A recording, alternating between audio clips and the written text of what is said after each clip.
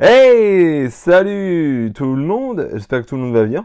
Je vous fais une vidéo de suivi des Camponotus consobrinus, espèce australienne que je vous ai déjà présentée, j'ai déjà fait des suivis.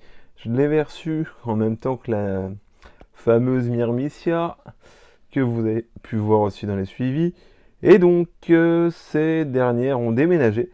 Je les ai mis en nid, c'est l'ancien nid des Camponotus floridanus qui ont aussi déménagé parce qu'elles grossissaient, enfin elles se développaient tellement que le nid aurait été vite saturé et j'ai préféré anticiper. Du coup, j'ai mis les Consobrinus qui se développent très très bien aussi, mais quand même moins rapidement que nos amis floridanus. Vous pouvez voir comment elles sont trop magnifiques. J'ai encore pas mal de cocons à venir. Donc là, j'ai encore facilement une bonne dizaine d'ouvrières à venir dans peu de temps. Voilà, vous pouvez voir la gine également, hein, toujours aussi massif là, avec ses 2 cm quasiment.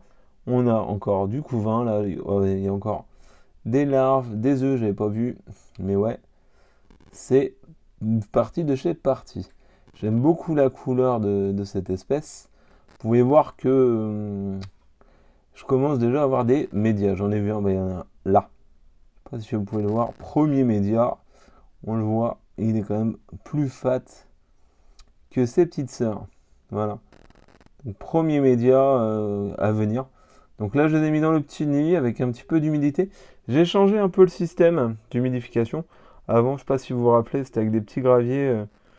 Et du coup, les fourmis à terme passaient à l'anti-évasion et s'amusaient soit à virer le gravier, soit à mettre de la saleté. Là, j'ai collé directement un bout de PVA.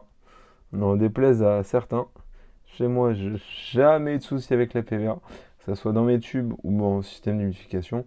Donc là, je l'ai mis comme ça. Au pire, si vraiment elles veulent, elles vont l'attaquer un petit peu, mais ça va éviter qu'elles me foutent des graviers ou des déchets dans le système d'humidification.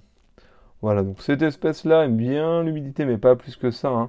Il faut vraiment un petit peu d'humidité, je dirais 10% d'humidité, c'est bon. Mais bon, c'est pas pour autant une espèce xérophile, hein, mais il n'y a pas besoin de forte humidité.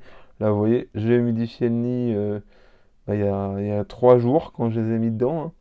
Elles s'en foutent, elles sont à l'opposé du nid, donc un petit peu d'humidité, mais pas trop. Donc le nid a pas trop mal vécu, hein, puisqu'il y a eu les Floridanus qui avaient foutu pas mal de saleté et qui commençaient à bien s'étendre. Là, il y a un peu de saleté. J'ai pas assez nettoyé à mon goût. J'aurais peut-être dû plus frotter, parce que là, j'ai frotté légèrement avec un pinceau. Et en avant guingant, c'est reparti pour mettre des fourmis dedans. Et j'ai mis mes petites Consobrinus. Donc là, vous pouvez voir l'air de chasse où j'ai mis du substrat propre. J'ai repris les 2 cailloux qui étaient au Floridanus. Et puis voilà, le tube, leur tube est toujours là, ils étaient dedans, hein, donc là elles ont déménagé. Et du coup, bah, elles sont arrivées dans le nid. Voilà, et super espèce, hein. Moi les Australiens j'aime beaucoup. Et là on peut voir vraiment, hop, ça c'était ma main, en exclusivité. On peut vraiment voir la couleur, la taille. C'est vraiment une grosse espèce. C'est pas une espèce compliquée à faire fonder, hein. Moi, j'ai déjà eu par contre un pépin, où je l'avais déjà expliqué, avec une gine la dernière fois, ma dernière gine de cette espèce, qui était morte sans raison. Mais a priori, il n'y a pas de raison, là, c'est bien parti, ça se développe. Depuis que je les ai, pas de soucis à déplorer. Elles ont quand même une forte préférence pour les insectes, hein. Ça, par contre, ça, je l'ai remarqué. Liquide sucré, elles en mangent plus maintenant qu'elles sont développées. Mais au début, c'était vraiment les insectes, les insectes. Mais là, c'est bon, c'est bien parti. Voilà un petit peu ce que je pouvais vous montrer. Donc je vous remontre un petit peu le bac d'une manière générale. Ça donne ça, vous voyez, le dessus, système d'humidification, et puis voilà quoi, mangeoire et tout le tintouin, voilà. Merci à tous, bonne journée, salut!